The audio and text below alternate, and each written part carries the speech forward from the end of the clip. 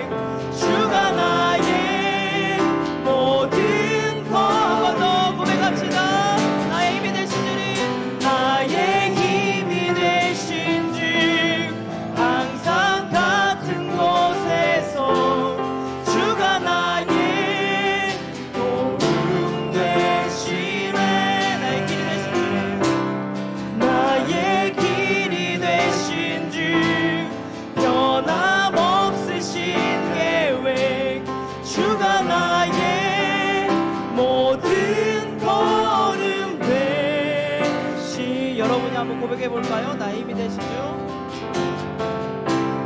나의 힘이 항상 같은 곳에서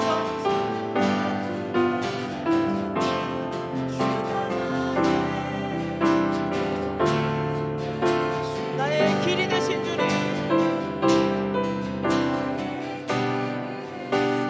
변함없으신 게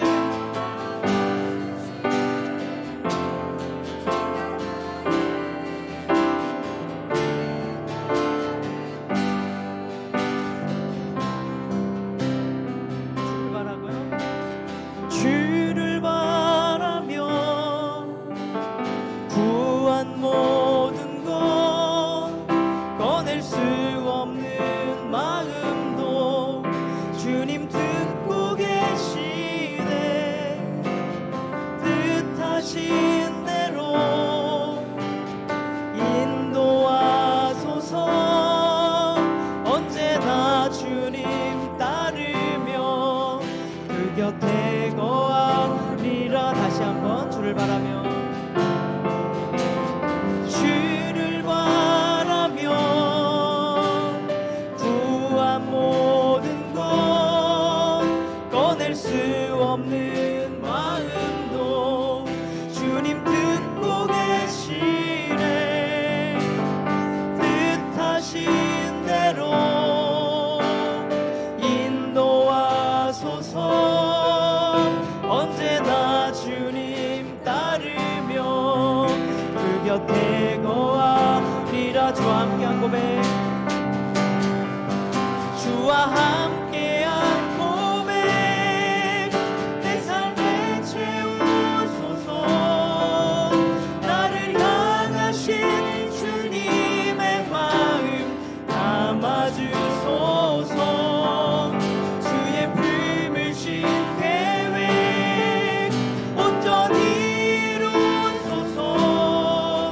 나의 삶의 결이 주의 길을 함께하소서. 주의 인자는 영원하시니 신실한 주의 이끄심 나는 찬양하리라. 모든 시간을 주께 드리네. 한 걸음 내디딘 삶을 나의 주께 드리네. 다시 한번 할까요? 주의 인자는 영원하시니 주의 인자는 영원하시니 신실한 주의 이끄심 나는 찬양하리라. 모든 시간을 주께 드리네. 한 걸음 내디딘 삶을 나의 주께 드리네. 주와 함께한 고백, 주와 함께한 고백, 내 삶에 채우소서. 나를 향하신 주님의 마음 담아주소서. 주의 품으신 계획 온전히 이루소서. 나의 삶의 결이 주의 길을 함께하소서. 한 번 더 찬양할까요? 주를 바라며 주를 바라며 구한 모든 것 꺼낼 수 없는 마음도 주님 듣고 계시네. 뜻하신 대로 인도하소서. 언제나 주님을 따르며 그 곁에 거하리라. 2절도 하겠습니다. 주의 인자는 영원하시니 주의 인자는 영원하시니 신실한 주의 이끄심 나는 찬양하리라.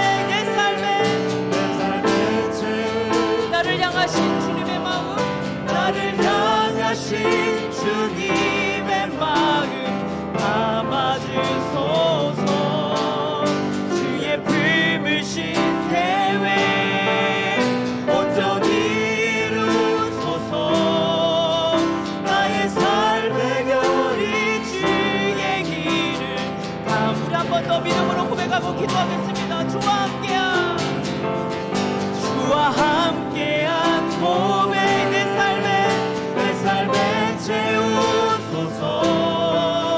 나를 향하신 주님의 마음 담아주소. 주의 품으신 계획, 주의 품으신 계획 온전히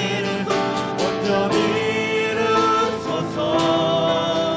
나의 삶의 결인 주의 길을 함께 하소서. 우리 시간에 함께 같이 주님, 우리의 삶에 하나님의 계획 그대로 이루어 주시옵소서. 주님이 고백하도록 하신 이 믿음대로 우리가 끝까지 주님을 따라가도록 붙잡아 주시옵소서. 이 예배를 받아주시고 우리에게 필요한 말씀을 허락하여 주옵소서. 목사님 붙잡아 주셔서 말씀으로 충만하게 하여 주시옵소서. 이 시간에 함께 같이 기도하겠습니다. 오 하나님 아버지 하나님이여, 우리의 삶을 주님께 고백하며 드립니다. 우리의 삶을 이끄신 대로, 주님이 약속하신 대로, 계획하신 대로 우리를 이끌어 주시옵소서. 우리의 걸음걸음이 주님의 것입니다. 오직 예수님만 바라보기 원합니다. 이 세상 속에서 저희들 흔들리지만 우리의 길을 굳건하게 하시고 온전하게 하시는 주 예수님만 바라보기 원합니다. 오 하나님 아버지, 우리를 붙들어 주시옵소서. 믿음으로 이 길을 끝까지 걸어갈 수 있도록 도와주시옵소서. 하나님 아버지, 끊임없이 이 세상의 것들이 우리를 유혹하고 넘어지게 만들고, 하나님 아버지 하나님에 따르기보다는 세상의 것들이 편하고 유익해 보일 때도 많이 있나이다. 끊임없이 흔들리는 우리를 불쌍히 여겨주옵시고, 오늘도 이 자리에 나와 우리가 아버지 믿음으로 찬양을 올려드리오니 우리의 찬양을 받아주시며 이 약한 믿음이 더욱더 굳건해지고 온전해져서 오직 예수님 인도하시는 대로 우리의 삶에 계획하신 주님의 뜻대로 세워져 가도록 역사하여 주시옵소서. 이곳에 하늘 영광교, 이곳에 은혜를 베풀어 주옵소서. 주님을 경외하는 주의 백성들이 세워지게 하여 주옵소서. 이 세상에 같이 물들지 않도록 하늘 영광교에 하나님의 은혜를 부어주시옵소서. 하나님 아버지, 이 세상에 똑같이 물들어 따라가지 않도록 이 세대를 거스르고 하나님 분별하며 주님의 지혜롭게 설 수 있도록 성령 하나님이 역사하여 주옵소서. 이 시간도 주의 말씀이 필요합니다. 우리의 가슴에, 우리의 생각에, 우리 하나님 어긋난 우리의 삶의 자리에 말씀으로 가르쳐 주시고 인도하여 주시옵소서. 하나님 아버지 앞에 다시 주님 앞에 경외하며 서는 우리의 인생이 될 수 있도록 성령님이 임하여 주옵소서. 목사님 붙잡아 주시고 아버지의 말씀으로 충만하게 하셔서 하나님 감당할 수 있도록 인도하여 주옵소서. 주님께 이 시간을 맡깁니다. 은혜대로 주옵소서. 주님,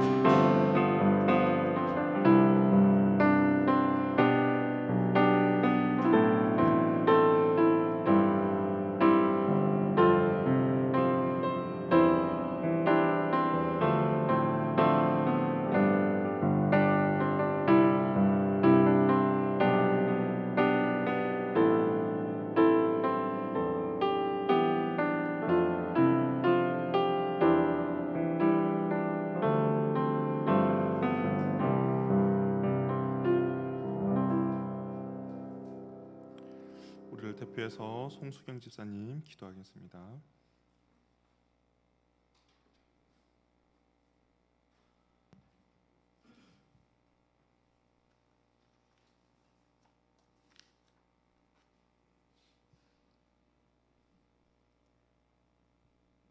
사랑의 하나님 아버지, 한 주간도 은혜 안에 살게 하시고 다시 수요 예배에 불러주심을 감사드립니다.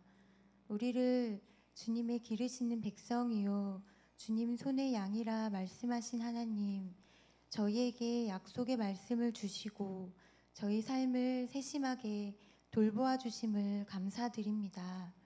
저희들 이 시간 저희 삶이 하나님 안에서 어떠한 모습인지 되돌아봅니다. 때로는 거친 삶을 살며 주님의 은혜보다 환경이나 사람을 바라보며 낙심하거나 절망했다면 용서하여 주시옵소서. 또한 주님을 가장 사랑한다 하면서 주님의 뜻을 행하기보다 나의 감정과 생각에 빠져 불순종한 모습이 있다면 주님 저희를 깨닫게 하시고 용서하여 주시옵소서. 이 시간 십자가의 보혈의 능력으로 저희를 거룩하게 하여 주시고 주님의 말씀으로 저희 영혼을 소생시켜 주시옵소서. 하나님 아버지, 이 시간 저희에게 찾아와 주시고 저희를 만나 주시고 저희 예배를 받아 주시기를 간절히 원합니다. 아버지께 신령과 진정으로 예배하는 자를 찾으신다 하신 그 말씀을 믿습니다. 저희 예배를 받아 주시옵소서. 우리의 모든 걸음과 한숨과 눈물과 기도를 아시고 들으시는 주님, 주님만이 저희의 소망이십니다. 이 시간 저희들 각자 처한 상황 가운데 예수님을 바라보게 하시고 주님의 소망으로 저희를 새롭게 하여 주시옵소서. 또한 맡은 자에게 구할 것은 충성이라 하셨는데 저희 각자에게 맡겨주신 모든 것들을 기쁨으로 잘 감당할 수 있도록 성령 충만하게 하여 주시옵소서. 하나님 아버지, 저희 하늘영광교회 담임 목사님 고창구 목사님과 그 가정을 기억하고 축복하여 주시옵소서. 목사님에게 날마다 성령으로 기름 부어 주시고 모든 행사를 주관하여 주시옵소서. 목사님을 통하여 하나님의 말씀이 선포될 때 그 말씀이 이루어지는 믿음의 역사가 나타나게 하여 주시옵소서. 가정 가운데 모든 필요를 채우시고 사모님과 자녀들에게도 날마다 주님의 함께하심의 손길을 베풀어 주시옵소서. 또한 안수 집사님과 네 분의 전도사님들에게도 주님의 은혜로우심과 자비하심으로 날마다 함께하여 주시고 피곤하고 지치지 않도록 영혼 육간에 늘 강건함으로 붙잡아 주시옵소서. 홍현숙 사모님과 자녀들을 기억하여 주시옵소서. 하나님의 선하시고 인자하심이 떠나지 않게 하시고 저를 위하여 많은 기도의 눈물을 흘리고 사랑의 수고를 감당하신 최재성 목사님을 향한 감사의 마음을 저희들 잊지 않게 하여 주시고 그 받은 사랑을 흘려보낼 수 있는 저희들 되게 하여 주시옵소서. 특별히 자녀의 결혼식을 준비하고 있사오니 그날 오고 가는 길을 지켜주시고 그날의 모든 것들이 아름답게 되어질 수 있도록 도와주시옵소서. 이 시간 함께 예배하지 못하는 지체들을 기억하시고 어디에 있든지 한 마음으로 주님께 기도하게 하여 주시고 하나님의 은혜 안에 함께 거하게 하여 주시옵소서. 저희들 마지막 주 특별한 예배를 준비 중에 있습니다.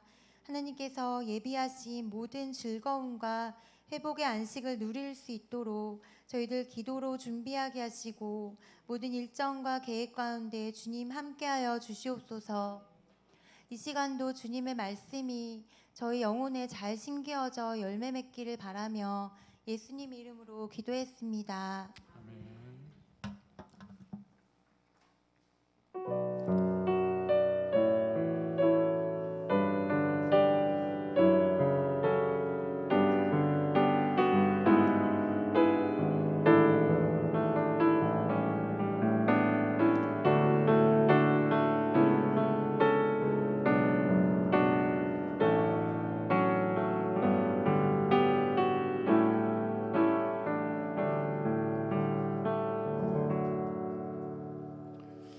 교회 소식 말씀드리겠습니다. 우리 이번 주 토요일 주일 우리 특별한 예배가 진행될 예정입니다. 우리 교회에서 2시 반에 2시 30분에 출발하고요.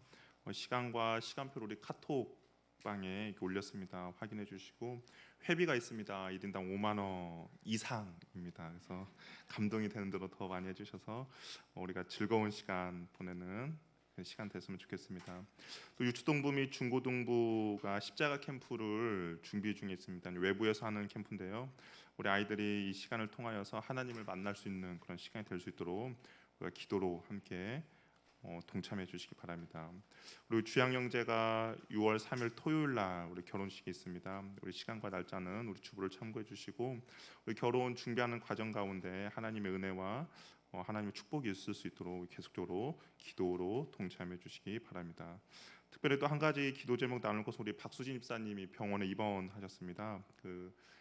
아이가 세상에 빨리 나오고 싶어하는가 봐요. 근데 더 오래 있어야 하거든요. 그러니까 우리 안정을 더 찾을 수 있도록 우리 기도해 주셔서 뱃속에서 그 7월 달에 출산 예정이니까 7월 달까지 잘 있다가 나올 수 있도록 그렇게 기도해 주시기 바랍니다.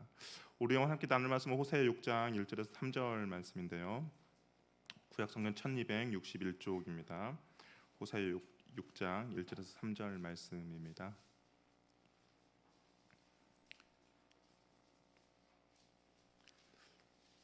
우리 한 절씩 읽고 마지막 3절은 같이 우리 읽도록 하겠습니다. 1절 말씀 제가 먼저 읽겠습니다. 오라 우리가 여호와께로 돌아가자. 여호와께서 우리를 찢으셨으나 도로 낫게 할 것이요 우리를 치셨으나 싸매어 주실 것임이라. 여호와께서 이틀 후에 우리를 살리시며 셋째 날에 우리를 일으키시리니 우리가 그의 앞에 살리라. 그러므로 우리가 여호와를 알자. 힘써 여호와를 알자. 그의 나타나심은 새벽빛같이 어김없나니 비와 같이 땅을 적시는 늦은 비와 같이 우리에게 임하시리라 하니라. 아멘. 우리 옆에 분과 한번 인사 나눌게요. 여전히 아름다우십니다. 예, 여전히 아름다우십니다. 어떻게 보면 이제 호세아 오늘 우리가 읽던 이 말씀이 정말 이제 솔로몬 이후에 하나님께서 이스라엘 백성들에게 원하는 그런 이제 마음일 겁니다. 솔로몬 이후에 이제 이스라엘 백성들이 계속적으로 이제 타락하는 모습을 이렇게 보여주고 있는데요. 우리가 하나님의 구원의 역사가 어떻게 이루어지고 있는지를 계속 살펴보겠는데, 우리가 저번 주에 이제 다윗에 대해서 좀 살펴보았습니다. 다윗에 대해서 살펴봤고, 오늘은 좀 솔로몬에 대해서 한번 말씀을 나누려고 합니다. 다윗 이후에 이제 솔로몬이 왕으로 이게 등극했어요. 솔로몬의 이름은 그 샬롬과 같은 어근을 가진 이제 평화라는 뜻입니다. 이 나단 선지자를 솔로몬을 여디디아라고 불렀는데요. 이건 하나님께 사랑을 받는 자, 사랑을 입은 자라는 뜻입니다. 어떻게 보면 솔로몬은 왕위 계승에 있어서 가장 서열이 가장 낮았습니다. 그런데 이제 형들이 어떤 반란과 또한 어떤 죄로 인하여서 다 죽고 나자 그가 이제 왕이 된 서열이 되어서 왕이 되었습니다. 왕이 된 솔로몬이 기브온 산당에 나아가서 하나님께 일천 번제를 이제 드립니다. 근데 이제 보니까 왜 산당에서 예배를 드렸는가? 우리가 이제 처음 생각할 때 산당에서 제사 드리면 좀 안 좋지 않나? 하나님께 좀 우상 숭배하지 않나라고 생각할 수 있는데, 근데 이때 그냥 성경에서 뭐라고 말하냐면 예루살렘 성전이 지어지기 전이라고 말해요. 그러니까 예루살렘 성전이 없기 때문에 여기서 산당에서 예배를 드렸는데, 기본 산당에서 특별히 예배를 드린 이유는 다윗이 법궤를 이제 예루살렘에 가지고 왔고, 그리고 그 법궤를 이제 기본 산당 거기다가 그 앞에다가 모셨기 때문에 거기서 이제 솔로몬이 하나님 앞에 일천 번제를 드리게 된 것이죠. 우리가 그냥 일천 번제라고 하니까 한국 교회에서 많은 오해가 있는 것 중에 하나가 바로 일천 번제거든요. 일천 번제라는 것이 뭐냐면 천 번의 번제라는 뜻입니다. 우리가 구약 성경을 레위기를 보면 번제, 소제, 화목제, 속건제, 속죄제 그런 제사의 종류가 있습니다. 이게 5가지 제사 종류가 있는데 그래서 그냥 번제라는 제사의 종류가 있어요. 그러니까 솔로몬이 하나님께 일천 번제를 드렸다는 것은 1000마리의 소를 번제로 해서 드렸다라는 겁니다. 그렇게 이해를 하셔야 하는데, 근데 한국 교회에서는 이제 이게 어떻게 오해를 하고 있냐면 1000번의 제사로 이제 오해를 합니다. 그래서 우리 교회는 없는 게 천만다행인데 어떤 교회를 가면 1000번제 헌금이 있어요. 혹시 보신 적 있으시죠? 그래서 매일 새벽 때마다 1000번의 이제 헌금을 이렇게 하는 거 있는데, 어떻게 보면 이 솔로몬이 드린 것과는 좀 다릅니다. 솔로몬이 드린 것은 1000마리의 번제를 드린 거고, 한국교회에서 이제 이해하는 것은 1000번의 제사로 이야기하는데, 그러면 잘못된 그런 것을 우리가 좀 알았으면 좋겠고요. 1000마리의 희생 제사를 함께 드렸습니다. 그랬더니 하나님께 꿈에 나타나셨어요. 우리 열왕기상 우리 3장을 한번 피면서 말씀을 보면서 좀 이렇게 말씀을 나누도록 하겠습니다.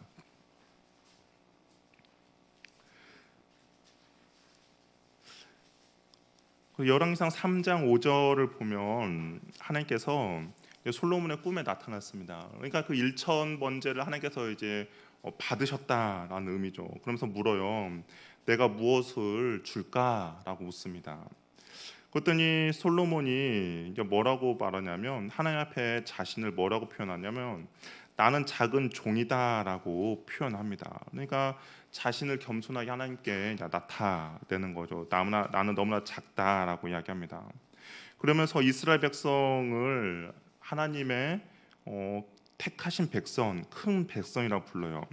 그러니까 나는 너무 작은데 하나님의 백성, 이 큰 백성을 내가 통치하고 다스리는 데 있어서 너무나도 부족하다라고 이야기합니다. 그러면서 솔로몬이 하나님께 무엇을 구하냐면 엄밀하게 말하면 듣는 마음을 구해요. 우리가 그냥 지혜를 구했다라고 하는데 성경에서는 엄밀하게 말하면 듣는 마음을 솔로몬이 하나님께 구합니다. 그러니까 이게 백성들의 판결을 옳게 할 수 있도록 나에게 듣는 마음을 달라라고 하나님께 구하는 것이죠. 이 듣는 마음은 알아듣는 마음, 뭐 이해하는 마음, 수용하는 마음, 뭐 상대방의 생각을 아는 마음, 뭐 그런 마음이겠죠. 그러니까 백성들이 무엇을 원하고 백성들이 무엇을 말하는지 듣는 그런 마음을 하나님께 구하는 겁니다. 근데 성경을 이것은 하나님이 뭐라고 말하냐면 지혜다라고 이야기를 하고 있는 것이죠. 어떻게 보면 왕에게 있어서 가장 중요한 거라고 할 수가 있습니다. 선악을 분별해서 정의를 실현하며 백성을 바른 길로 인도하는 정말 듣는 마음이 필요한데 솔로몬이 그걸 그냥 구하는 거예요. 그러니까 자신의 유익을 구한 것이 아니라 정말 다른 사람이 더 올바르고 윤택할 수 있도록 이타적인 기도를 드렸는데 하나님께서 이 기도를 너무나도 기뻐하셨어요. 하나님께서 이 기도가 너무나도 흡족하셨습니다. 우리 10절에 보니까 솔로몬 이것을 구하며 그 말씀이 주의 마음에 든지라라고 이야기합니다. 그러니까 자신의 욕심을 위한 기도가 아니었고 다른 사람을 위해서 내가 기꺼이 그 사람들에게 사용되어주고 싶다라는 기도를 하나님께서 너무나도 기뻐하셨습니다. 그러다 보니까 하나님께서 어떻겠냐, 다른 솔로몬이 구하지 않는 것까지 이제 하나님께서 솔로몬에게 허락해 주십니다. 지혜뿐만 아니라 부귀와 영화까지도 허락해 주세요. 그러면서 하나님께서 솔로몬에게 이런 당부를 합니다. 14절에 보니까 네가 만일 내 아버지 다윗과 같이 행한 같이 내 길로 행하면 내 법도와 명령을 지키면 내가 또 내 날을 길게 하리라라고 이야기합니다. 그러니까 하나님께서 솔로몬에게 너의 성공의 그 비결은 지혜가 아니라 듣는 마음이 아니라 하나님의 말씀에 순종함이다라고 솔로몬에게 가르쳐 주고 있는 거예요. 너가 다윗처럼 나의 말에만 순종하고 그러면 내가 너의 날이 온전히 길게 할 것이다라고 이야기합니다. 그러면서 이제 그 다음 등장하는 것이 뭐냐면 솔로몬이 듣는 마음이 얼마나 좋은지 그 듣는 마음이 솔로몬의 듣는 마음이 얼마나 탁월한지가 두 창기의 여인의 재판에서 드러납니다. 두 여인이 와서 살해는 자기 아들이 이제 죽은 아들이 상대방의 아들이라고 주장하고 이 산 아들이 서로 자기 아들이라고 주장해요. 근데 아마 당시 한번 생각해 보세요. 여자의 인권이 없었던 그런 시절입니다. 또 3,000년 전이니까 여자의 인권이 없었던 거예요. 근데 그 여자의 인권이 없는 상태에서 창기의 그런 직업을 가진 사람이 왕 앞에 왔다라는 것 자체가 당시 생각할 수 없는 정말 혁명적인 일이라는 것이죠. 그럼에도 불구하고 솔로몬은 어떻게 해요? 그 두 여인의 이야기를 자세히 귀담아 듣습니다. 그냥 대충 흘려보내지 않아요. 정말 잘 듣습니다. 그리고 나서 어떻게 해요? 정말 지혜로운 판결을 남기는 거죠. 그 아이를 둘로 쪼개라라고 이야기하고 그때 진짜 엄마가 그 명령에 반대해서 자기의 주장을 포기합니다. 근데 3장 26절에 그 엄마의 마음이 뭐라고 표현되어 있냐면 그 엄마의 마음을 성경에서 뭐라고 표현을 하고 있냐면 그 엄마의 마음이 모성애를 자극했는데 그 엄마의 마음이 불붙는 것 같다라는 표현을 하고 있습니다. 그러니까 칼로 쪼개라라고 하니까 그 엄마의 마음이 불붙는 것 같다라는 마음을 표현해요. 그러면서 그냥 모성애를 자극해서 진실된 참된 엄마를 이제 찾아주게 되는 것이죠. 그러면서 성경에서는 그 솔로몬에 대해서 뭐라고 표현하냐 28절에 보니까 이는 하나님의 지혜가 그의 속에 있어 판결함을 봄이더라라고 이야기합니다. 그러니까 이렇게 판결할 수 있었던 것은 하나님의 지혜가 솔로몬에게 있었고 그 지혜를 통하여서 온전한 판결을 내렸다라고 이야기를 하고 있습니다. 솔로몬이 이렇게 온전한 판결을 할 수 있었던 것은 그가 어떤 뛰어남이고 그가 가졌던 어떤 능력이 아니라 하나님의 지혜가 있었기 때문이다라고 이야기해요. 그러면서 솔로몬의 그 통치, 그러니까 타락하기 전에 솔로몬에 대한 하나님의 평가는 무엇이냐면 4장 20절에 보니까 유다와 이스라엘 인구가 바닷가의 모래같이 많게 되매 먹고 마시며 즐거워하였고 21절에 솔로몬이 그 강에서 블레셋 사람의 땅에 이르기까지 애굽 지경에 미치기까지 모든 나라를 다스림으로 솔로몬이 사는 동안에 그 나라들이 조공을 바쳤더라라고 이야기합니다. 그러니까 솔로몬이 통치하고 다스리는 나라가 오히려 성공적이었다고 표현합니다. 아브라함에게 약속하셨던 그 약속이 솔로몬 때에도 여전히 이루어져 있다라는 것을 보고 있고, 솔로몬이 다스리는 그 영토가 정말 강에서부터 블레셋 사람의 땅까지 이르렀다라고 되어 있어요. 이 강이라는 곳에 각주가 달려 있어요. 성경을 보면. 근데 그 각주를 따라 보니까 뭐라고 되어 있냐면 유브라데 강이라고 되어 있습니다. 아브라함을 하나님께서 아브라함에게 약속하신 그곳까지 솔로몬의 통치가 이루어지고 있다라고 이야기를 하고 있는 것이죠. 그러니까 솔로몬의 통치가 너무나도 잘 이루어지고 있다라고 성경은 그렇게 평가를 하고 있습니다. 그래서 다시 열왕기 기자는 솔로몬에게 지혜와 총명을 심히 많이 주시고 또 넓은 마음을 주시되 바닷가의 모래와 같이 하시니라고 그렇게 이야기를 하고 있어요. 29절에 보니까 하나님이 솔로몬에게 지혜와 총명을 심히 많이 주시고 또 넓은 마음을 주시되 바닷가의 모래같이 하셨다라고 이야기합니다. 그러니까 열왕기 기자의 그 초반에 솔로몬에 대한 평가는 하나님이 주신 지혜로 그가 정말 그의 이름대로 평안하게 이스라엘을 잘 통치하고 다스렸다라고 이야기를 하고 있습니다. 지혜의 근원이 하나님이다라고 이야기하는 것이죠. 하나님이 지혜를 주셔서 그 지혜의 혜택을 솔로몬이 보고 있다라고 이야기합니다. 이것을 우리가 기억할 때는 겸손해 줄 수 있는 것이죠. 그런데 어느 순간 이것이 내 것이고 정말 나의 노력으로 얻었다라는 드는 순간 이제 인간의 그런 것은 이제 타락하게 되는 것이죠. 그때 이제 교만함이 들어오고 인간에서 하나님이 주신 은혜를 망각할 때 그때부터 내리막길을 걷게 되는 겁니다. 우리도 마찬가지죠. 우리도 하나님께서 주신 은혜들을 날마다 기억하면서 정말 겸손히 주님 앞에 우리가 머물러 있을 때 그 하나님의 은혜가 우리를 계속적으로 이끌어 가겠지만 어느 순간부터 내 것이 되고 어느 순간부터 나의 노력으로 얻었다라는 드는 순간부터 타락하게 되고 교만하게 되고 내리막길을 걷게 됩니다. 그러니까 우리는 하나님께서 주신 은혜를 망각하는 것이 아니라 날마다 그 은혜 가운데 우리가 겸손하게 서 있어야 한다라는 것이죠. 우리가 또 기독교 역사를 보면 특별히 이제 그런 은사적인 부분에서도 이런 일들이 많이 일어나는데 정말 처음에는 겸손하게 하나님 은혜를 사용하는 사람들이 많이 있어요. 그런데 그 은사를 사용하는 사람들의 인생의 말년을 보면 비참한 사람들이 많이 있습니다.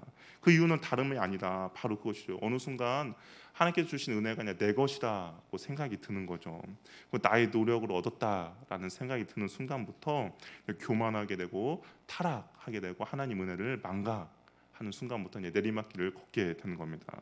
그렇기 때문에 우리는 날마다 주님 앞에 겸손하게 서 있어야 한다라는 겁니다. 정말 나의 나된 것은 하나님의 은혜임을 고백하고 날마다 주님 앞에 겸손하게 있을 때 우리는 그 주님의 은혜 가운데 머물러 있을 수 있다는 것을 기억하셔서 좀 하나님께서 주신 은혜를 망각하는 것이 아니라 날마다 기억하시길 바랍니다.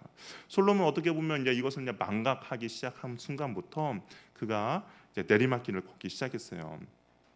솔로몬이 이제 그의 인생 가운데 어떻게 보면 잘한 것이 있다면 그것은 성전 건축입니다. 업적 중에서 성전을 지은 것이 솔로몬의 인생 가운데 정말 잘한 일인데요.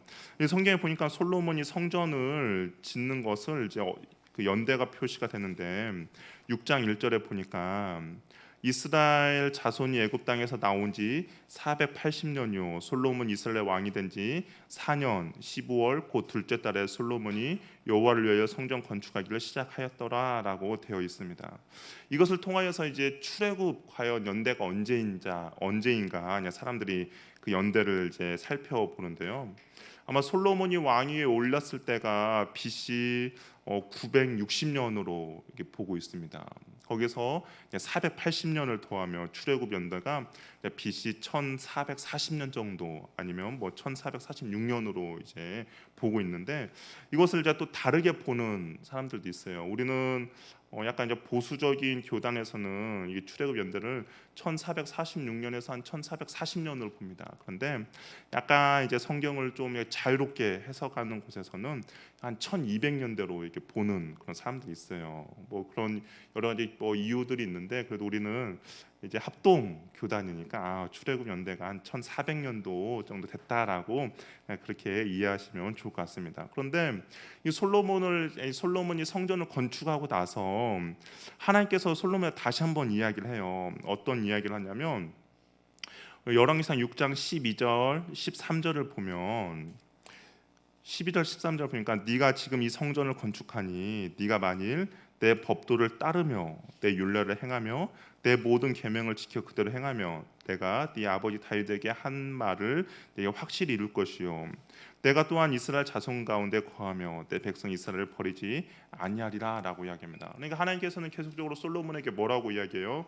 다윗처럼 행해라. 다윗처럼 그 말씀에 순종해라. 그러면 내가 너를 지키고 보여주고 너를 번성케 하겠다라고 하나님께서 계속적으로 이야기를 하고 있습니다. 우리 아까 앞에서도 이야기했던 것처럼 솔로몬에게도 그렇게 이야기하고 있는 것이죠.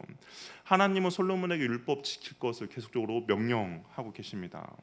그러면서 이게 성전 가운데 정말 성전이 무엇을 하는 집인가를 이야기해 주는데 이 성전은 하나님의 법궤가 있는 곳이 성전이잖아요. 그리고 그 법궤 안에는 하나님의 십계명이 들어 있고요. 그러니까 십계명의 핵심은 하나님의 말씀입니다. 그래서 성전에서 온전히 그 하나님의 말씀을 따르고 순종하는 것이 정말 당연한 일이다라는 것을 이야기해 주고 있어요. 우리 6장을 전체적으로 보면 6장의 구조가 어떻게 됐냐면 처음에 솔로몬이 성전을 건축한 걸 이야기를 하고 있습니다. 그리고 나서 그 안에 이제 샌드위치처럼 11절, 12절, 13절이 들어 있는 거예요. 그래서 너가 이 성전을 지었지만 하나님의 말씀을 잘 지키면 내가 너에게 복을 줄 거야라고 있습니다. 그러면서 14절부터는 또 어떤 말이 들어 있어요? 이 성전을 이제 어떻게 했는지 장식에 대해서 이야기하고 있습니다. 그러니까 6장 전체적으로 봤을 때 중요한 것은 11절, 12절, 13절이라는 거죠. 성전을 너가 지은 것도 좋지만 근데 너에게 더욱더 중요한 것은 뭐냐? 하나님의 말씀을 지켜 나가는 것이 더 중요하다라고 이제 솔로몬에게 이야기를 하고 있습니다.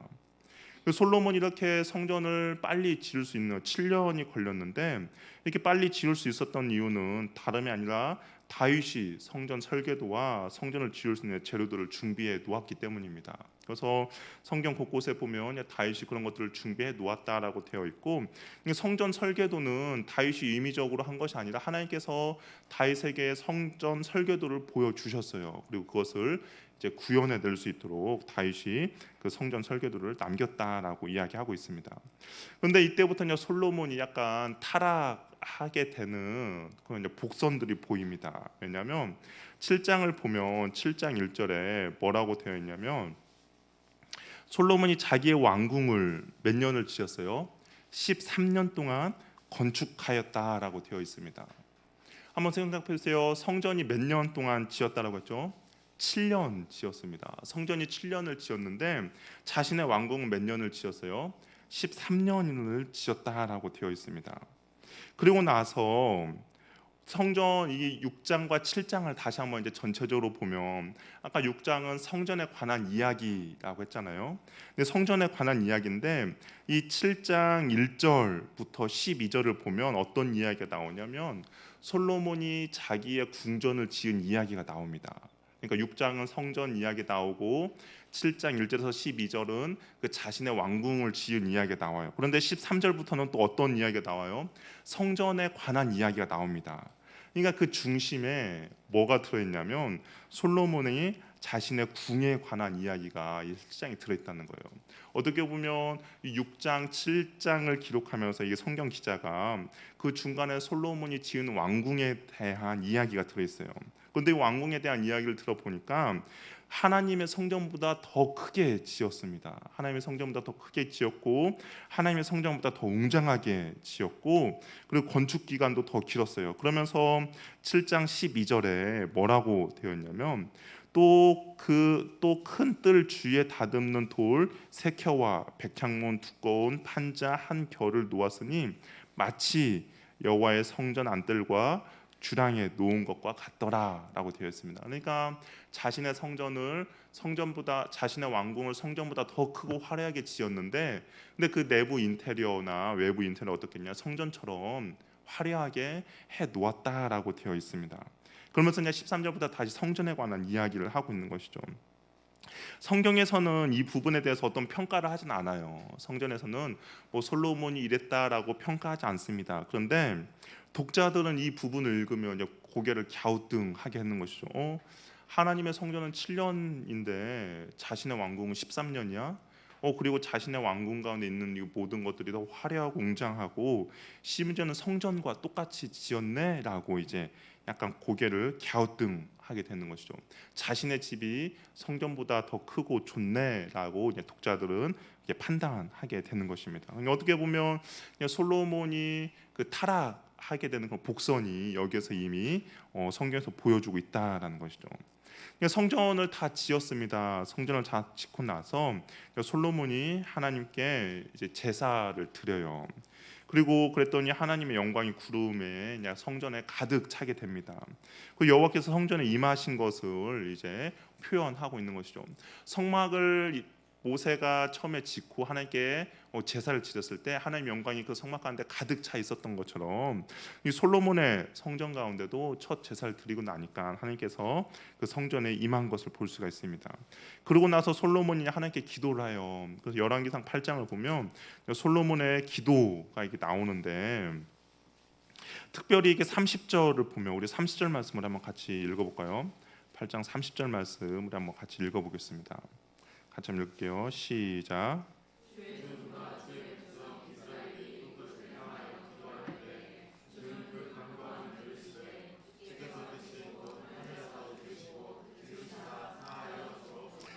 이제 솔로몬이 손을 들고 이제 하나님께 기도합니다. 그래서 여기서 이제 기도하면 우리가 이 성전을 향하여서 기도할 때 하나님께서 들으시고 응답하여 달라고 이제 기도해요. 그러면서 이게 여러 가지 한 7가지의 내용이 나옵니다. 그러면서 여러 가지 이제 상황을 전제하고 이제 간구를 하는데 이웃들에게 지은 죄를 고백하면 그 기도를 들어주시고 용서해 달라고 합니다.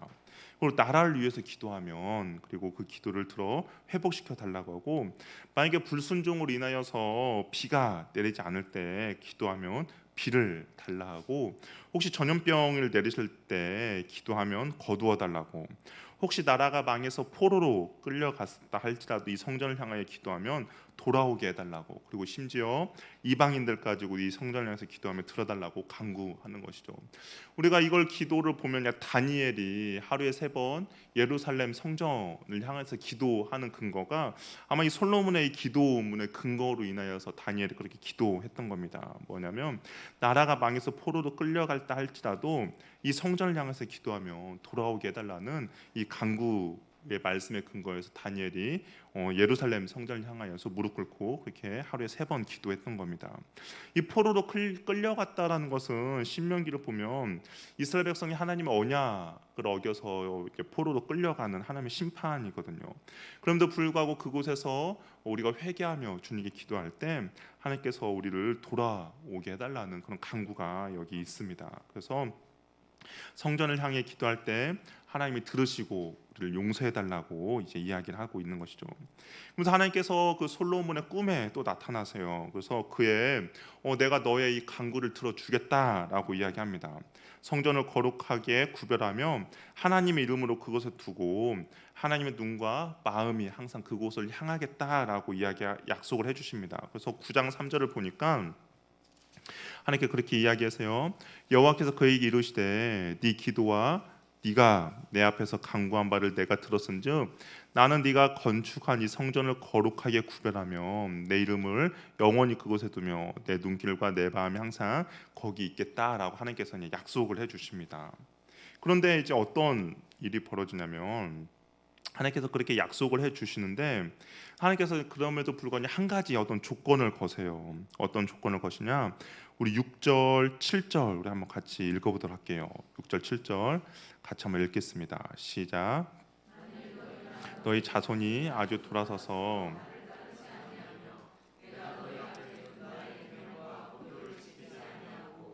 가서 다른 신을 섬겨 그것을 경배하며 내가 이스라엘을 내가 그들에게 준 땅에서 끊어버릴 것이요 내 이름을 위하여 내가 거룩하게 구별한 이 성전이라도 내 앞에서 던져버리니 이스라엘 모든 민족 가운데서 수담거리와 이야기가 될 것이다.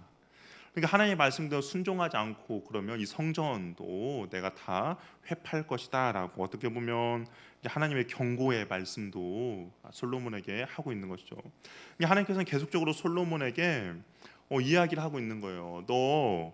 너 아버지 다윗처럼 내 말에 순종하고 나아가라라고 계속적으로 경고하고 있습니다.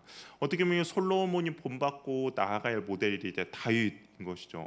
근데 다윗의 역사를 보면 그가 하나님의 권위, 말씀에 온전히 순종하며 나간 것을 볼 수가 있고, 솔로몬에게도 계속적으로 그 아버지처럼 너도 율법과 말씀에 순종하라라고 이야기를 하고 있습니다.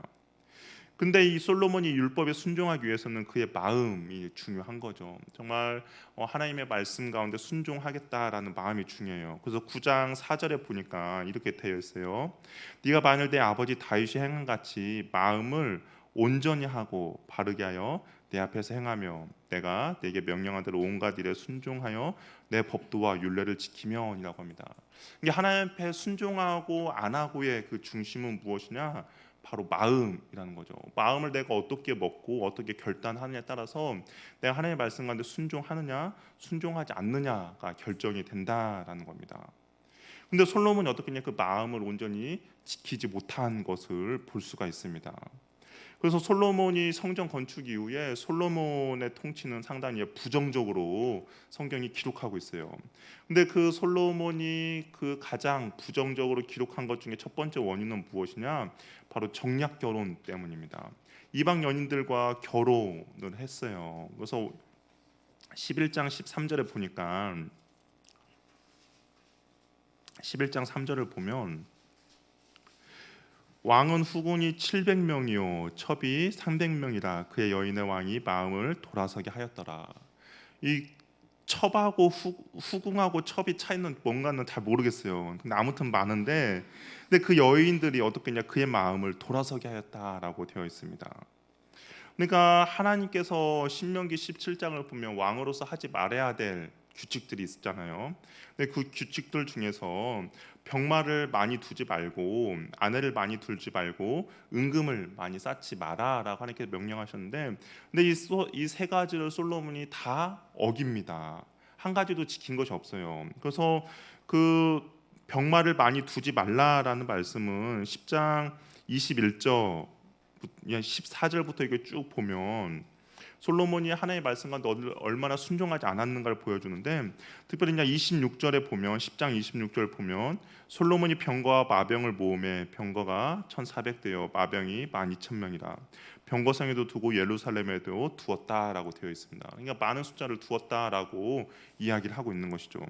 그리고 또 많은 금을 두지 말라라고 했음에도 불구하고 21절에 보면 솔로몬 왕이 마시는 그릇은 다 금이요 레바논 나무의 궁도 그릇들도 다 정금이라 은 기물이 없으니 솔로몬 시대의 은을 귀히 여기지 아니하였다라고 되어 있습니다. 하나님께서 하지 말라는 일을 다 하는 것이죠. 또한 많은 아내를 두지 말라라는 것은 우리가 11장에서 본 것처럼 여러 가지 이야기, 이제 아내들을 많이 정말 1,000명의 이 아내들을 이렇게 솔로몬이 맞이한 것을 볼 수가 있습니다. 그러다 보니까 이 아내들 많이 모으다 보니까 어떻게 했냐면 그 11장 1절 2절에 보니까 여호와께서 일찍이 이 여러 백성에 대하여 이스라엘 자손에게 말씀하시기를 너는 그들과 서로 통혼하지 말며 그들도 너희와 서로 통혼하게 하지 말라. 그들이 반드시 너의 마음을 돌려 그들의 신을 따르게 하리나 하셨으나 솔로몬이 그들을 사랑하였더라라고 되어 있습니다. 그러니까 이게 정략 결혼했는데 이방 여자들과 결혼했는데 이들이 그냥 올 때 그냥 온 것이 아니라 자신들 나라에서 섬기던 우상들을 함께 가지고 왔어요. 우상들을 함께 가지고 왔고, 그리고 나서 솔로몬은 그들을 위하여서 어떻겠냐? 산당을 지어 줬습니다. 우리 7절 말씀을 보면 모압에 가증한 그모스를 위하여 예루살렘 앞 산에 산당을 지었고 또 암몬 자손의 가증한 몰록을 위하여 그와 같이 하였으며, 그러니까 이방 여자들 가지고 온 신들을 섬길 수 있는 산당도 지어 주었다라고 이야기하고 있습니다.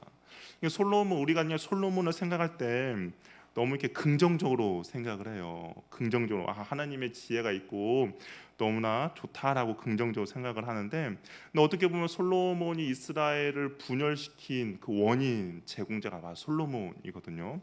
그래서 성경에서 이게 솔로몬 왕을 약간 긍정적으로는 보진 않습니다. 이스라엘 분열의 왕 그 원인을 솔로몬으로 보기 때문에. 근데 우리는요 솔로몬을 긍정적으로 보는 이유는 그가 지혜의 왕이기 때문에, 혹시 그 지혜로 인하여서 우리 아이들이 지혜가 있으면 솔로몬처럼 탁월하지 않을까라는 그런 기대감으로 솔로몬을 좋게 보는데, 좋은 게 아닙니다. 좋은 게 아니고, 근데 솔로몬이 처음에는 되게 화려했잖아요. 근데 그 끝은 되게 이제 하나님 앞에 불순종하고 이렇게 타락, 정말 이게 멸망한 걸 보는 수 있는데, 우리가 그냥 이름도 잘 지어야 한다라는 그 생각 들어요. 예전에 그 솔로몬 컴퓨터가 있었어요. 혹시 기억나십니까? 망했습니다. 처음에는 잘 됐는데 망했어요. 이름도 잘 지어야 하는 것이 아마 뭐 그렇게 생각해서 했을 수도 있는데, 솔로몬 컴퓨터가 망했어요. 지금은 잘 기억도 안 나시잖아요. 이름 지을 때도 우리가 잘 지어야 하는 것처럼 솔로몬이 이제 그런 것처럼 하나님 앞에 온전히 불순종한 것을 볼 수가 있습니다. 그러면서 계속적으로 성경에서는 솔로몬에 대해서 뭐라고 표현하고 있냐? 그의 아버지 다윗과 같이 행하지 아니하였다라고 이야기합니다. 우리 11장 4절에도 보면 솔로몬의 나이가 많을 때에 그의 여인들이 그의 마음을 돌려 다른 신들을 따르게 하였으므로 왕의 마음이 그의 아버지 다윗의 마음과 같지 아니하였으며 그의 하나님 여호와 앞에 온전하지 못하였다라고 되어 있어요. 우리 6절에도 보면 솔로몬이 여호와의 눈앞에서 악을 행하여 그의 아버지 다윗이 여호와를 온전히 따름같이 따르지 아니하였다라고 되어 있습니다. 그러니까 솔로몬이 마음이 다윗의 마음과 같지 않았다라고 되어 있다라는 것이죠. 솔로몬이 그 신앙생활함에 있어서 어떻게 보면 그 마음의 문제가 그가 타락하게 된 원인이다라고 이야기를 하고 있는 것이죠. 우리의 신앙생활도 마찬가지예요. 우리의 신앙생활도 우리가 신앙생활함에 있어서 중요한 것이 우리의 마음의 문제입니다. 어떤 사람은 사람의 핑계를 댈 때가 있어요. 이게 말씀을 전하는 목사님이 별로 마음에 안 든다라고 그렇게 할 때도 있고, 주변에 나와 신앙생활하는 사람 때문에 내 마음이 신앙생활하는 사람 때문에 내가 신앙생활을 하지 않는다라고 할 수도 있습니다. 그런데 그런 것이 중요한 것이 아니라 지금 현재 내 마음이 하나님 온전히 향하고 있느냐가 중요하다라는 것이죠. 사람의 문제는 아닙니다. 왜냐하면 사람의 문제가 아니다라는 것을 우리가 왜 알 수 있냐면, 우리 모세 때도 고라자손이 모세에 반역을 했잖아요. 그러니까 모세라는 사람이 탁월한 리더십이 있었잖아요. 탁월한 리더십이 있었음에도 불구하고 고라자손은 어떻게 해요? 반역했습니다. 여호수아 때도 마찬가지죠. 여호수아도 탁월한 리더십 갖고 있는데 아간이 하나님 앞에 범죄했어요. 그리고 사울도 하나님 앞에 범죄했는데 사울의 그 리더에는 누가 있었냐면 사무엘이 있었죠. 사무엘이 올바른 지도를 했음에도 불구하고 사울이 범죄했습니다. 그리고 많은 선지자들이 있었어요. 이사야, 예레미야, 에스겔, 많은 선지자들이 있었음에도 불구하고 그 당시의 왕들은 어떻게 범죄한 것을 볼 수가 있고, 또한 특별히 예수님이 있었음에도 불구하고 가룟 유다가 하는 예수님을 배신한 그런 일이 있습니다. 그러니까 신앙생활의 문제는 이게 사람의 문제는 아니다라는 거죠. 그러니까 앞에 리더십이 어떠냐가 따라서 내가 신앙생활 잘하냐 잘하지 못하냐가 아니라 나의 마음이 어떠한지가 중요하다라는 겁니다. 그러니까 제가 설교를 잘 못해도 신앙생활 여러분 잘하냐 못하는 저의 잘못이 아니다라는 거예요. 여러분의 마음의 문제인 겁니다. 그러니까 내가 마음이 온전히 하나님을 향하냐 향하지 않느냐가 중요한 건데, 이 솔로몬은 그 마음이 하나님 온전히 향하지 않았다라는 거죠. 이 마음의 문제라는 것이 왜 또 아냐면 왜 알 수 있냐면, 이 사무엘에 있을 때 사무엘의 그 위에 있을 때는 누가 엘리 제사장이었거든요. 당시 영적으로 가장 어두웠던 엘리 제사장 밑에 누가 있었냐면 사무엘이 있었습니다. 그럼에도 불구하고 사무엘은 하나님 앞에 온전히 순종하며 나아갔던 것이고, 이 다윗은 어땠어요? 다윗의 위에는 사울이 있었죠. 그 사울의 핍박과 그런 것이 있었음에도 불구하고 다윗은 온전히 하나님께 향해 나아갔던 것이 우리가 볼 수가 있어요. 그러니까 사람의 문제가 아니라 마음의 문제라는 거죠. 설교의 문제가 아니라 우리의 마음의 문제라는 겁니다. 그러니까 내가 하나님 앞에 온전히 마음을 향해 있을 때 그 주변의 상황과 환경이 어떠하든지 내가 온전히 바로 서 있을 수 있다라는 것이죠. 하나님은 솔로몬에 계속 나타나셨어요. 그래서 계속적으로 경고합니다. 다른 신을 따르지 말라라고 경고해요. 우리 11장 10절에도 보니까 이 일에 대하여 명령하사 다른 신을 따르지 말라 하셨으나 그가 여호와의 명령을 지키지 않았다라고 이야기하고 있습니다. 그러니까 하나님께서 솔로몬에게 직접 나타나셔 이야기한 것만 해도 벌써 세 번째예요. 처음에 하나님께서 솔로몬이 하나님께 1,000번째 드렸을 때 기브오산당에서 나타났죠. 그리고 하나님께서 솔로몬이 성전을 건축했을 때도 나타났죠. 그리고 지금 계속 타락하고 있으니까 또 나타나가지고 잘 순종해라라고 했음에도 불구하고 어떻게 해요? 솔로몬은 하나님의 명령을 계속적으로 무시하고 순종하지 않습니다. 그러다 보니까 어떤 결과를 가지고 있냐면 나라의 분열에 대해서 하나님께서 이야기하세요. 11장 11절에 보니까 여호와께서 솔로몬에게 말씀하시되 내게 이러한 일이 있었고 또 네가 내 언약과 내가 내게 명령한 법들을 지키지 아니하였으니 내가 반드시 이 나라를 내게 빼앗아 내 신에게 주리라라고 이야기합니다. 그러니까 자신의 나라를 이렇게 찢어서 내 신에게 주겠다라고 이야기해요. 그런데 우리가 이 말씀을 보면서 우리가 한번 생각해 봐야 될 것이 있어요. 어떤 걸 생각해 보냐면 아까 솔로몬이 지혜로운 재판을 했잖아요. 지혜로운 재판 3장에 보면 솔로몬이 그 지혜로 그 진실 그 엄마의 마음을 갖는 정말 불붙듯이 그 애처한 마음을 갖는 그런 걸 가지고 올바른 재판을 했잖아요. 근데 이때 보면 어떻게 보면 누군가가 그렇게 이야기해요. 그 아이가 미리 솔로몬을 보여주는 그런 재판이다라고 이야기합니다. 무슨 말이냐면 이 그 아이가 이스라엘이라고 그렇게 해석을 하는 경우죠. 그러니까 이 하나님께서 이스라엘을 잘라서 반절을 나누자라고 이야기할 때 그러면 원래 솔로몬의 반응, 정말 하나님 앞에 충성된 솔로몬의 반응은 마음이 불붙듯이 하여 아니다라고 하나님께 자신이 회개하고 돌아서야 하는 모습을 보여주어야 함에도 불구하고 솔로몬은 어떻게 해요? 가짜 엄마처럼 그냥 그렇게 해도 상관이 없습니다라는 이제 보여주는 그런 모습이라는 것이죠. 그러니까 듣는 마음에 하나님께서 주시는 그 듣는 마음을 잃어버린 그 솔로몬의 모습이 어떠한지를 우리가 이 11절을 통해서 보여주고 있다라는 거죠. 그러니까 그만큼 솔로몬이 많이 타락하 있다라는 것을 한편으로 또 보여주고 있다라고 그렇게 성경을 해석하는 사람도 있다라는 겁니다. 그러면서 하나님께서 이게 솔로몬에게 그 나라를 이제 찢어서 다른 신하들에게 주겠다라고 이야기를 합니다. 그러면서 이제 솔로몬에게 세 가지의 징계를 이야기해요. 그래서 에돔 족속의 하닷을 통하여서 너를 이제 괴롭히게 할 것이고, 또 두 번째는 엘리아드 아들 르손을 통하여서 너를 괴롭게 할 것이고, 세 번째가 이제 가장 큰 징계인데 느바세 아들 여로보암을 통하여서 이제 그 나라를 그 여로보암에게 줄 것이다라고 이야기합니다. 그래서 아이야 선지자가 입고 있던 옷을 12조각을 내요. 그리고 나서 10조각을 여로보암에게 줍니다. 그리고 이 여로보암에게 북왕국 이스라엘 왕이 될 것을 상징적으로 보여주는 것이죠. 솔로몬이 다윗과 같이 행하지 않았다라고 계속적으로 이야기하고 있어요. 11장 33절에도 보니까 이는 그들이 나를 버리고 시돈 사람의 여신 아스다롯과 모압의 신 그모스의 암몬 자손의 신 밀곰을 경배하며 그의 아버지 다윗이 행한 같이 아니하여 내 길로 행하지 아니하며 나보기에 정직한 일과 내 법도와 내 율례를 행하지 아니하였다라고 이야기를 하고 있습니다. 그러니까 하나님께서는 계속적으로 솔로몬을 누구로 비교하면 다윗과 비교하는 거죠. 근데 계속적으로 이것이 이제 왕들을 비교합니다. 그러면서 다윗과 같이 행하지 않은 그런 모습들을 하나님께서는 계속적으로 책망하고 있는 것이죠. 그러면서 하나님께서 여로보암에게도 이렇게 말해요. 여로보암에도 그 기준을 하나님께서 정해 주십니다. 기준이 누구냐면 당연히 다윗이겠죠. 우리 11장 18절 38절에도 보면 네가 만일 내가 명령한 모든 일에 순종하고 내 길로 행하며 내 눈에 합당한 일을 하며 내 종 다윗이 행한 같이 내 율례와 명령을 지키면 내가 너와 함께 있어 내가 다윗을 위하여 세운 것 같이 너를 위하여 견고한 집을 세우고 이스라엘을 내게 주리라라고 이야기합니다. 그러니까 하나님의 기준은 누구예요? 다윗입니다. 다윗이 하나님 앞에 잘한 것은 다른 것이 아니라 하나님의 말씀과 논리에 순종하며 그 마음이 하나님을 향해 나아갔다는 거, 그건 있는데 하나님께서 그것을 이제 계속적으로 모든 사람의 옳게 행동했느냐 그르게 행동했느냐의 기준을 이제 다윗으로 보고 있는 것이죠.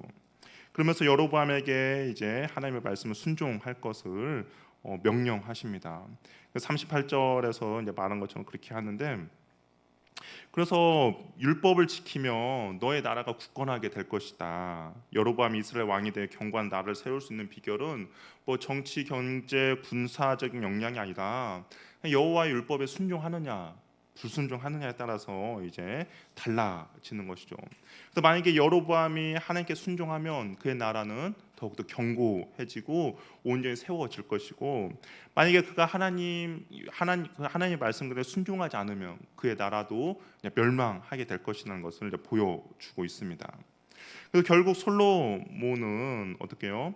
하나님의 은혜를 받았잖아요. 처음에 정말 하나님의 은혜를 받아서 지혜로 시작했는데, 근데 결국에는 하나님의 심판을 받는 그런 그의 인생의 결말을 맞이하게 됩니다. 솔로몬의 우상 숭배로 인해서 국가는 남유다와 북이스라엘로 나뉘게 되고, 결국에는 이게 남과 서로 형제였음에도 불구하고 이제 전투를 벌이게 되고 서로 이제 칼을 겨누는 그런 나라가 됩니다. 그리고 결국 우상 숭배로 인하여서 그 여파로 인하여서 남과 북 왕국이 온전히 멸망당하고 성전이 회파되는 비극을 맞이하게 돼요. 근데 이런 정말 좋지 않는 결말의 시작이 누구였냐? 바로 솔로몬이었다는 겁니다. 솔로몬이 하나님의 그 듣는 마음을 잃어버렸을 때 바로 이런 일이 벌어졌다라는 것이죠. 그러면서 계속적으로 이 평가는 솔로몬은 다윗과 같지 않았다라고, 다윗처럼 믿음의 길을 가지 않았다라고 이야기하고 있습니다. 솔로몬 한때는 하나님의 은혜를 받은 정말 지혜로운 왕이었습니다. 그리고 받은 바 그 은혜를 계속적으로 유지하는 것은 하나님의 말씀을 순종하며 지켜 행하는 거예요.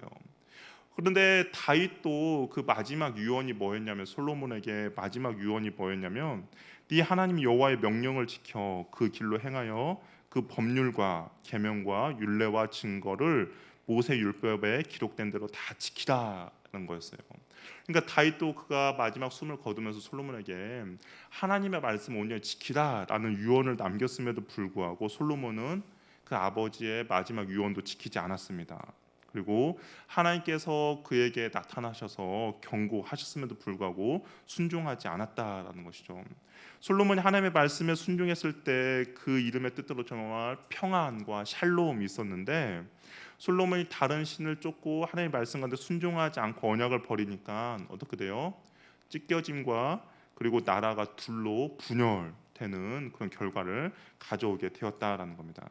우리의 신앙생활도 마찬가지죠. 우리의 신앙생활도 하나님 말씀에 순종하는 것이 우리의 가정과 우리의 직장과 우리의 교회, 우리의 민족이 하나님 앞에 평안을 누리는 거죠. 근데 만약에 불순종한다 그러면 우리의 가정과 교회와 민족이 찢겨 분열되고, 그리고 그거에 대한 여파를 우리뿐만 아니라 우리 주변에 있는 그런 사람들이 경험하게 된다라는 것이죠. 그러니까 솔로몬의 범죄가 단순히 그냥 개인의 범죄가 아니라 이스라엘 전체에 영향을 미쳤고 정말 분열과 쇠퇴의 결과를 초래했습니다. 이게 말씀을 가지고 어떻게 순종하느냐 불순종하느냐에 따라서 우리 주변, 나와 우리 주변이 평안을 누리느냐 아니면 나와 우리 주변이 분열을 이루느냐는 내가 말씀 가운데 순종하느냐 불순종하느냐에 따라서 달라지게 된다라는 겁니다.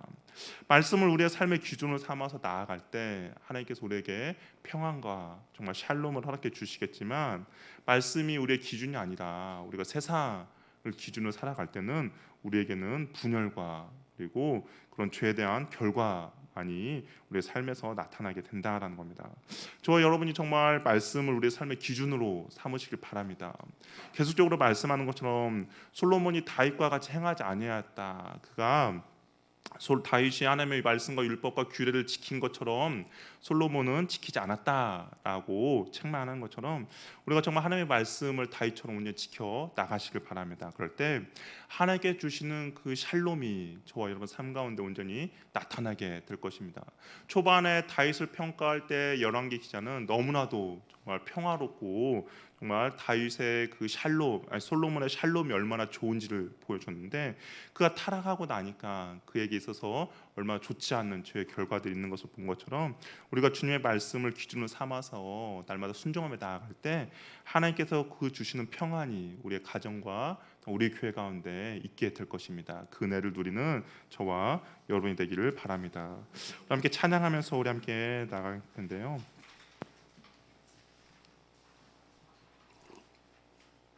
우리가 다시 한번 주님께로 온전히 돌아가는 그런 은혜가 있으면 좋겠습니다.